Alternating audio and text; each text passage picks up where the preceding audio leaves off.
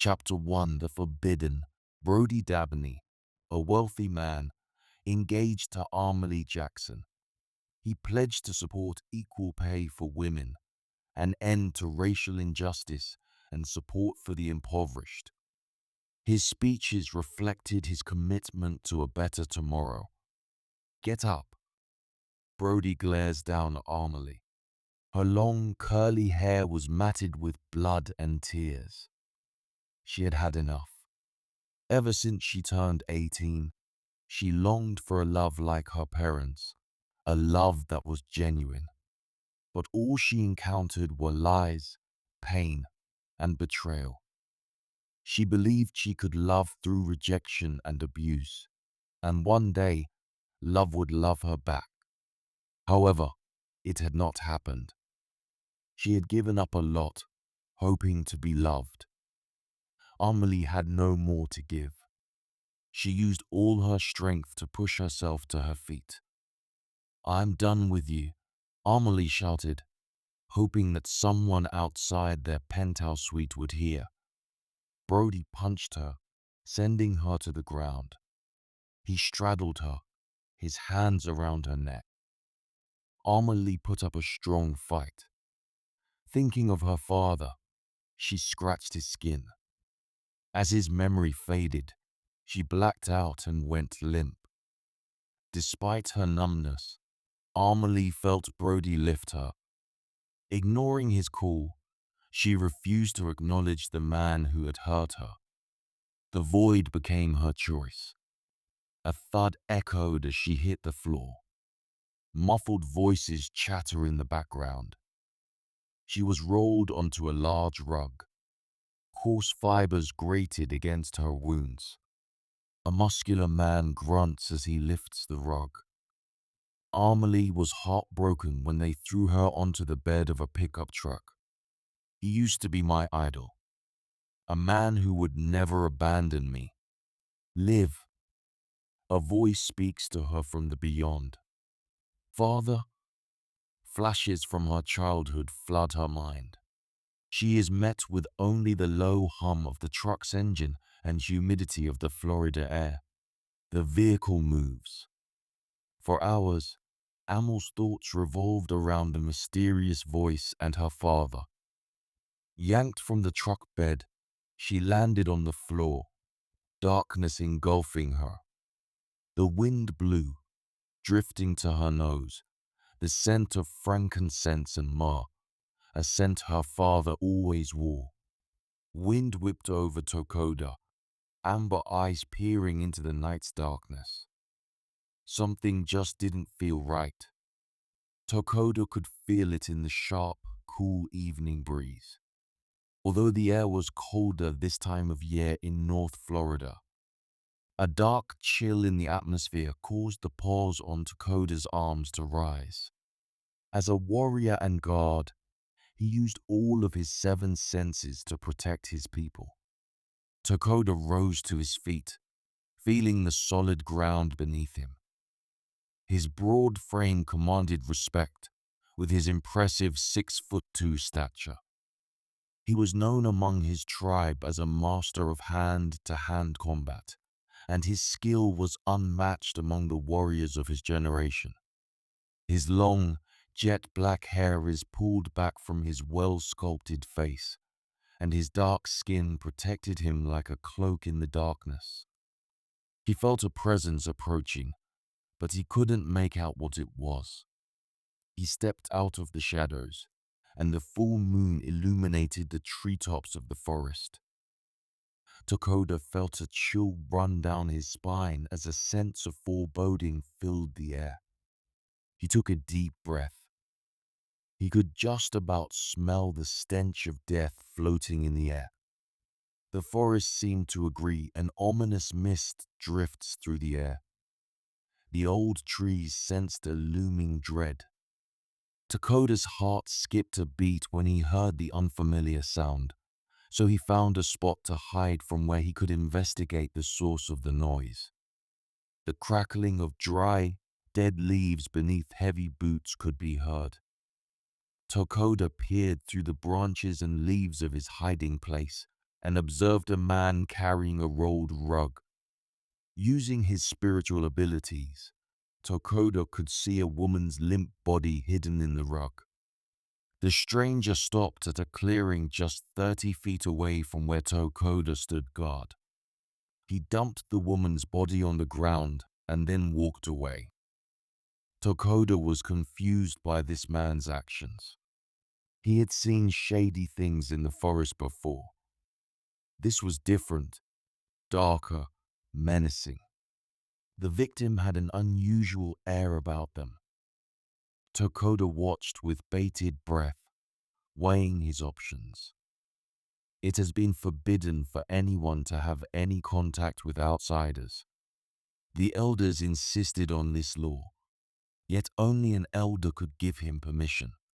Getting permission at this moment is impossible. His tribe believed in unity. Native people from the Miji, Olmec, Taino, Calusa, Arawak, and Khoisan created a unique blend of people. Despite their differences, they all found one common belief and learned to bring their unique gifts together for the benefit of all. They formed their own community and called themselves Niji. They called this continent Turtle Island. They fought European settlers for centuries, starting in the mid-1500s. Tokoda's tribe joined the natives in fighting European settlers. A rare cave system in northern Florida became a hiding place for Tokoda's people. They escaped detection by explorers in 1935. Their leader blocked further exploration by leading them deeper into the cave. A new system and a reconstructed cave entrance provided more protection. Still, the territorial guards hid them. Despite the well-established system, it's only a matter of time before they are discovered. The year is 2018. It's imperative for Tokoda to not allow the outside world in. Tokoda, however, could not keep his mind from thinking of this strange woman. He could sense she was still alive, but not for much longer. Maybe he just needed to help put her out of her misery. His instincts told him to sit still, so he did. The strange man brought back a shovel and other unknown items. It took the stranger an hour to dig a 2-foot-deep grave, remove the rug and the victim's clothing, and place the body in the grave. He covered the grave with dead leaves and then left an indent on a nearby tree to mark the burial site. He picked up the shovel from his victim's clothes and began walking in Tokoda's direction.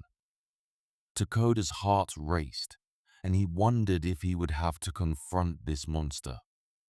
He had to protect the cave's entrance. This was his job, and his shift to protect the cave entrance from any wanderers.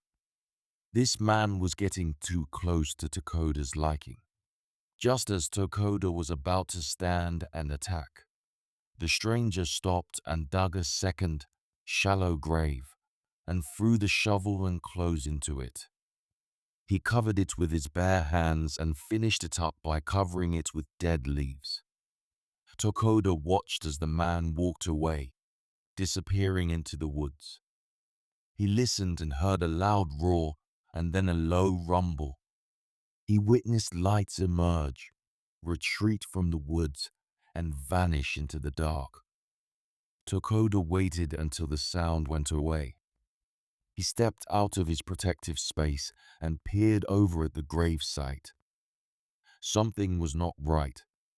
He realized what had been missing was the spirit of death the elders had told him about it. This shows a strong will to live. He admired this and could not resist the desire to rescue her.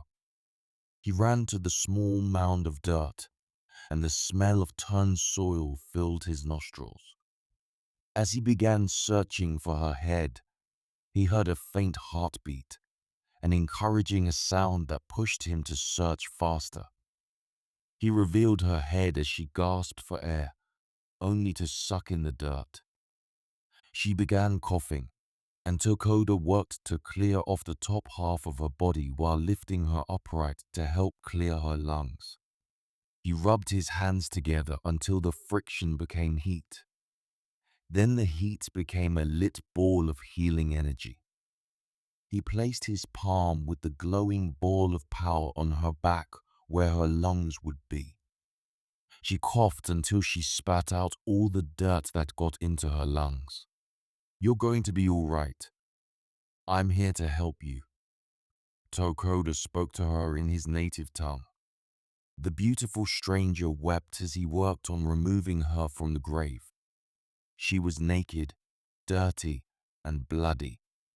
Yet, at her worst, Tokoda could see that she was a beauty captured in its innocence. As she gazed into the night, she collapsed into his arms.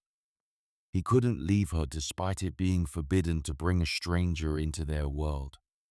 She would not survive in this condition. He lifted her and carried her toward the hidden entrance. Before he could make it through the tunnel leading to his tribe, he was stopped by tribal warriors who were also guarding the entrance. This was not a surprise to him, he was expecting it. "What are you doing?" Kaga approached him with his spear pointed toward Tokoda. Kaga's long dreads had slipped out of their bun, and despite being in the way, he refused to lower his spear. "I know it is forbidden, but I cannot leave her out there." Tokoda adjusted the weight of the woman's body, doing his best not to let her slip out of his hands. "Take her back there and leave her with her own kind." Kichi held his bold stance, just as Tokoda had taught him. "We can't allow this." His voice was firm, but Tokoda could hear the weakness in his tone. He didn't want to hurt a friend and the man who trained him. The elder, known for his healing and prophetic skills, heard echoes while on an evening walk through the caverns. An elder made his way to the cave's entrance. He heard Tokoda's voice echoing off the walls, carrying the weight of the limp woman in his arms.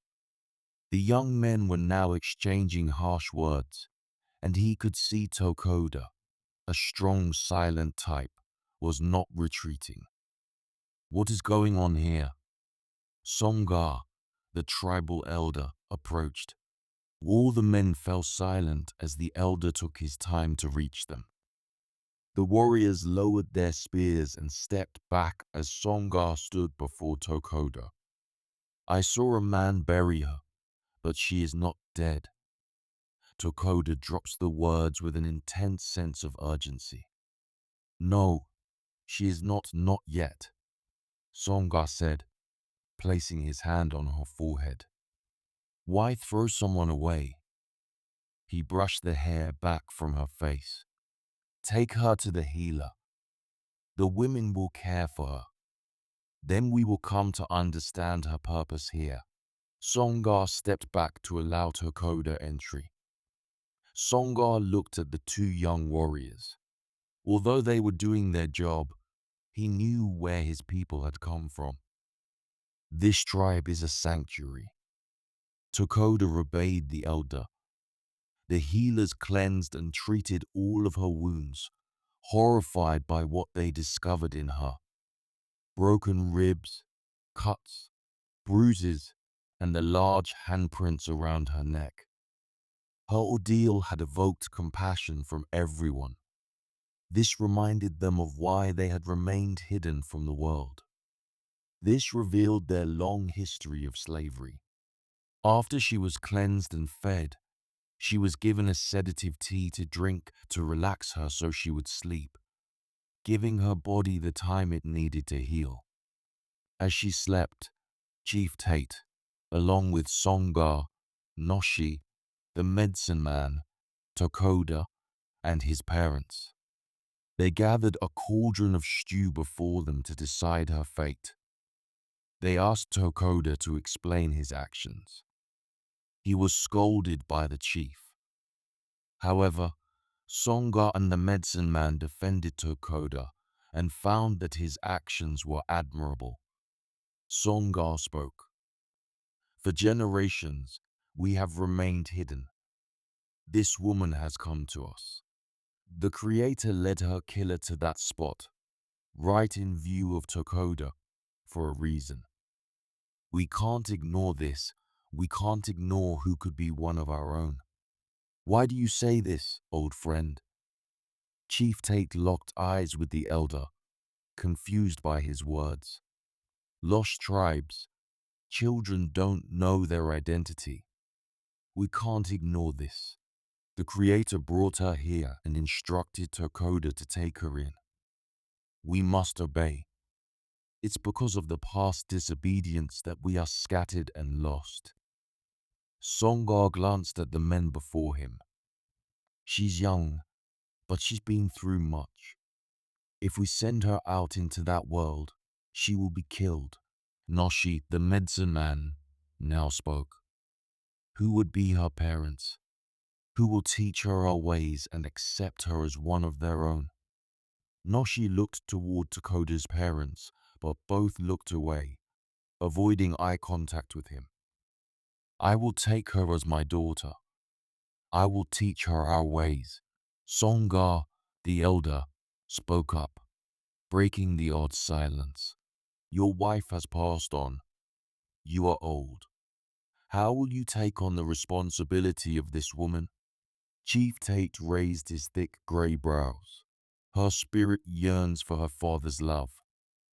These things I can give her before I join my wife in the mysterious after. Songar had read Amor's spirit. She also brought back memories of his late wife. Tokoda, you are the one who found her. You can make her your wife and teach her our ways. She is of marrying age, and you are well past it. Tate tried to find a more reasonable option for the young woman. Tokoda looked at both his parents, each gave him a warning glare. Bowing his head, he looked at the chief. I think she should be with Songar. I am only interested in marrying a woman from my tribe. He knew his parents would not approve of him taking in the stranger. So, there we have it, Songar said. I learned her name is Armali, and she is now of the Bear Clan. He glanced over at Tokoda. She is now one of our own tribe. Tokoda got his not-so-subtle message and lowered his head.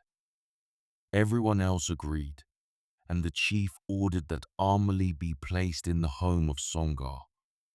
The next morning, Armali was met with a throbbing headache that made the light seem bright. She whimpered in fright when an old man's voice called out to her, and she saw him coming closer, a wooden bowl in his hands. As she sat up in her bed, her heart raced with fear and confusion. She observed she was bathed and had a clean bandage wrapped around her. She felt the softness of the leather dress she was wearing. The old man brought the bowl close to her, and she could feel the warmth of the liquid as she drank it. When she finished her drink, a wave of relief washed over her as her migraine disappeared. She felt the tension in her body release as the pain evaporated. How do you feel? Songar spoke in her language. Much better. She adjusted herself in the soft bed. Who are you? Where? Her eyes darted around the room. Someone found you last night. You were in a pretty awful state, but you are alive now. My name is Songar. I have adopted you as my daughter. I only hope to love and protect you, as any father would. Adopt me, but I'm a grown woman, and she protested but stopped. My father is dead. Her words hung in the air as she thought of her deceased father. I won't replace your father, Songar said, but you need guidance to succeed here. He offered to take the wooden bowl from her, and she placed it in his hands. Armali fell silent as the old man spoke. She reflected on events leading her to safety. If she left this place, Brody, her now ex-boyfriend, would send one of his henchmen after her and make sure she stayed dead this time. Clueless, she wondered if she would remain safe here. Part of her wanted to flee, while something deep inside her told her to stay. "I don't know what to do," she confessed to the old man. "Therefore, I have become your father," Songar said, giving her a warm smile with a twinkle in his eye. The old matchmaker had plans. Something is not right, Amelie thought. No man smiled at her unless they wanted something.